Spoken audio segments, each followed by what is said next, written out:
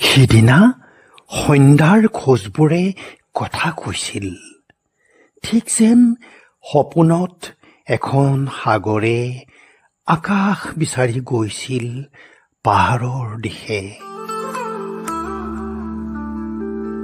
মৌনতাৰ ভাষা ইমান গধুৰ, অবান্তৰ আশা ইমান মধুৰ। দক্ষিণৰ পৰা বৈ অহা এচাঠি মলয়াই গালে মুখে সানি দিছিল শান্তিৰ পৰশ। দিনটোক দহি দহি গুচি গৈছিল গ্ৰীষ্মৰ ৰ'দ। শেষ হোৱা নাছিল নীৰৱে বুকু দহি থকা এটা কাল কীটৰ দংশন। সিদিনা আবেলিৰ এখন উদাৰ আকাশ হঠাতে অস্থিৰ হৈছিল ভীষণ আবেগত।